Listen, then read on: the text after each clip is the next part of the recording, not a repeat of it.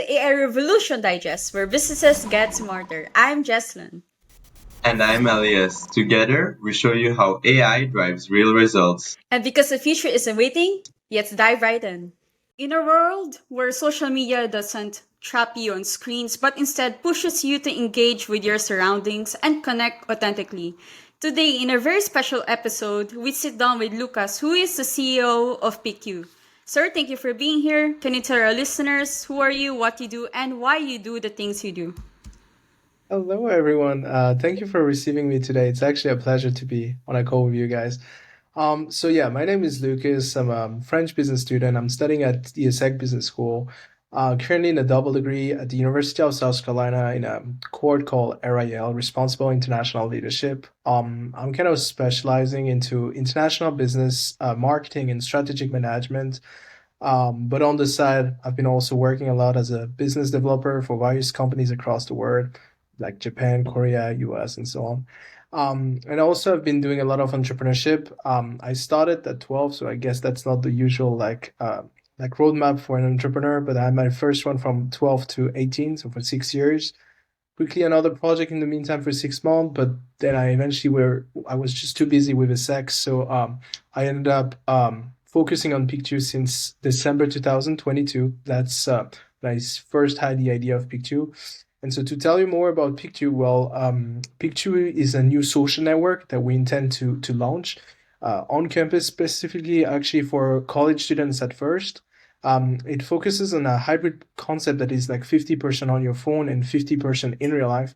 And the goal is to inform you in real time and in your immediate surroundings about the people, places, and events around you so that you can be notified about that, be aware. And then if you want to meet someone new, try a new place, or go to a new event, you can. So that's kind of, I guess, the brief overview about us. Thank you, Lucas. So my first question would be, you said that this is a new social media website where people can go out there, meet new people, what's going on, surroundings, like new events. So most people will be wondering, well, what makes your social media different from other social medias out there? Because we have Facebook, there's Instagram. If you want to know where your friends are, like you're a stalker, then most probably you're going to go on Snapchat, right? So like, tell us what makes your social media unique. So, first thing, by the way, it's not going to be on websites. It's only going to be on phones because obviously you carry your phone. Like outside, you don't carry really your laptop like this. So the goal is that basically, it's unique in many ways. As I just mentioned, it's 50% on your phone, 50% in real life.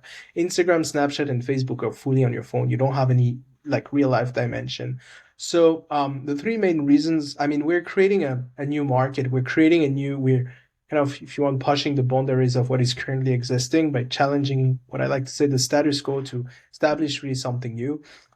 So obviously it's first an innovative technology that focuses on notifications in real time and in real proximity, which doesn't exist today, especially with current social networks at least.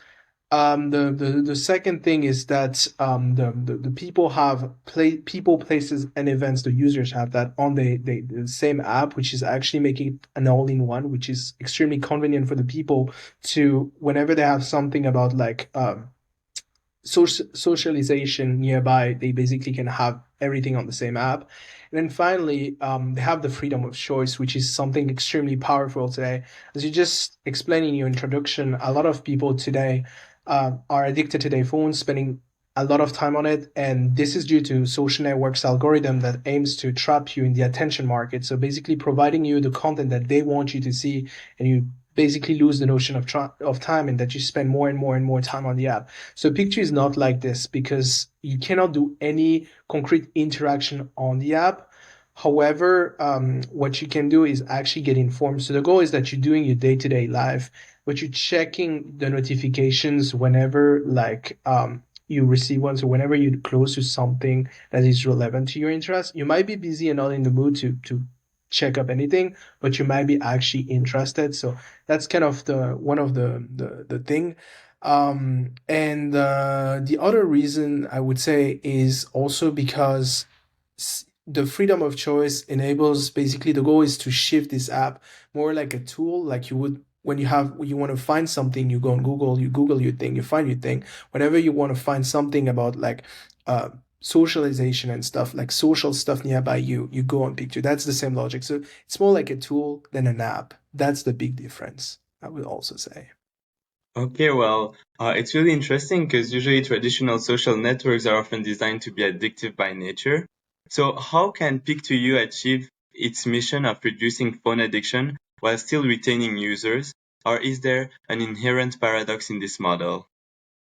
Right. So the answer is very simple. PeakTew was built with the intention of actually be doing good for the people and actually being useful, I want to say, for the people, impact communities on a wider scales, and actually be something you have on a day-to-day basis without worrying about it too much, in the sense that it's you're thinking about the consequences out of it. So the logic is very simple. It's, as I just mentioned with the kind of Google example just before, when something is very useful and doesn't have much drawbacks, you will most likely, be using it kind of on a day-to-day basis. So this is how we, like, you should see that current social networks are focused on the length of the time you're spending on it, whereas PeakTew is more on the frequency. Well, we don't make any money of having you coming frequently on the app. It's most, what I'm trying to say is, it's whenever you feel like you go on it, and whenever you're in a crowded place or so on, you might receive more notification than others. So based on that, basically, it's based on the frequency that you're checking that basically you're a user or not. The goal is really to switch between this 50% in real life and 50% on your phone. And that's how we make it differently. Thank you for that. So my another question is, what inspired you to start this? Like, how did you know that university students needs something like PeakTew? Well, that's a very, very long story, so I'm gonna try to make it short. But back in December 2022, I was in Singapore. What a beautiful city, in my opinion, full of resources and richness. So when I was in Singapore, I remembered that, especially at the end of my studies, I was feeling like I had a bit of time left, probably like 2 weeks or something in the city. And I really wanted to discover, because I felt I was so busy during the semester, couldn't really go around. And so I walked probably like 250 kilometers in like 5 days or something, or 6 days. Walking everywhere in the cities is probably like few places I haven't been, but very few. So the goal was really for me to understand how was actually the city looking like, just like as a tourist kind of, but most importantly, the places where the people don't go, which are like residential area, neighborhood, and so on. And the interesting thing is, when you walk from a neighborhood to another, you basically discover the difference of the people, the difference of the lifestyle, the difference of the social classes, and so on. And it's so interesting to be actually understanding how the people are living today. I remember during that time, I don't exactly remember where, but I found a quote of an architect teacher. I like to kind of mention it several times now, but it's a quote that he says basically to his student. His best advice is, go on the field, go in your neighborhood, go see how the different building and so on look like, so that you're able to do the building design of tomorrow. And actually that resonates in me today. I mean, on the spot, I didn't really recall that, but what I mean is, like, today it makes a lot of sense. By going on the field and understanding the habits of the people, especially from different classes, different like social backgrounds, or different even culture, that really enabled me to grasp what would be something useful. And one of the key characteristics of Singapore is that Singapore is extremely small, but extremely densely populated, and with a lot of stuff going on. There's stuff on the right, on the left, on the top, on the bottom.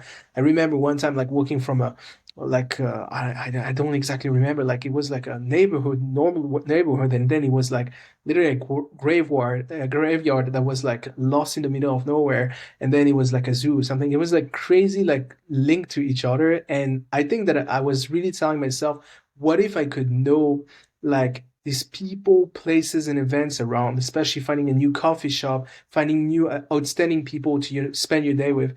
And that really inspired me to try to think of how we can make that happen. And I remember I was having a discussion with a Singaporean friend of mine, and we were discussing about the COVID apps with the Bluetooth features.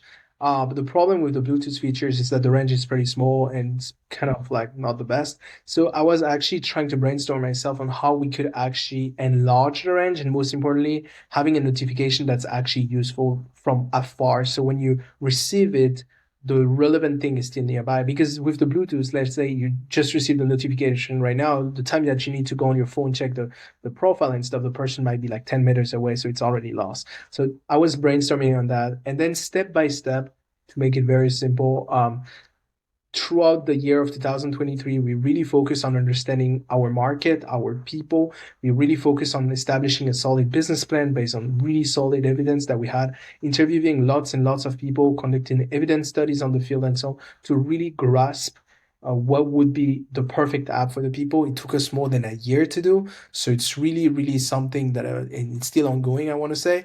But I would say this is definitely not the usual entrepreneurial approach, because usually people tend to go straight to the market.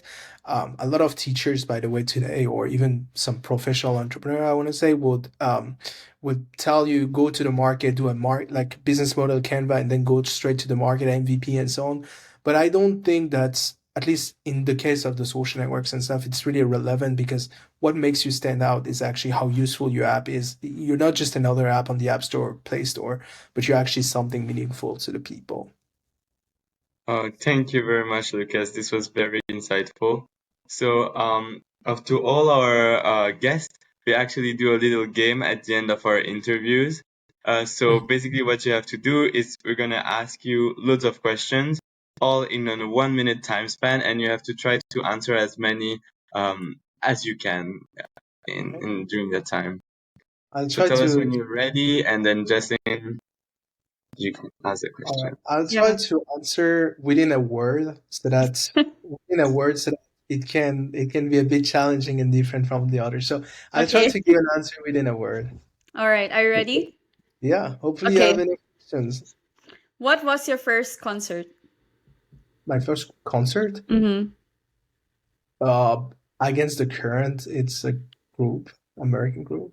Okay. If you won the lottery today, what's the first thing you'd buy? Probably a gift for my grandma. What's the last thing you Googled? Well, probably LinkedIn. So I'm doing HR. If you were a movie genre, which one would you be? A movie what? Genre. What's up? Like, would you say that you're a horror film or romantic comedy? Oh, okay. Which one would you be? Well, I would say drama, Korean drama. Drama? Okay, what's the title of the movie then? Sweet and sour. Drama, sweet and sour. Yeah, What's your dream pizza topping combo? cool. I don't remember. Let's say pepperoni. Okay, if you could live on any planet, which one would it be? Neptune. I love the blue of the. Okay, time's up. Thank you, Lucas, for being here, and for our listeners. So before we go, where can people find you, connect with you? Well, I guess you can find my name on LinkedIn. I'm not using Insta anymore, so probably LinkedIn is the best way to reach out to me. You can always check out PeakTew on Instagram or on LinkedIn. It's pretty easy to find, or TikTok as well. So yeah, feel free to check that out and reach out to me. Always a pleasure. Any open positions? Because I know you're a startup. There's a lot of things you need to get going. I mean, there's always new positions opening and closing depending on what we're up to today. But I would say if you're ever motivated in business, finance, design, or tech, whatever is your aspiration, you can always connect with me, and we can try to talk on that, whether your aspirations fit what we need, and see from there. Okay, thank you, Lucas, for being here. And for our listeners, thank you once again, and see you on our next episode. Goodbye.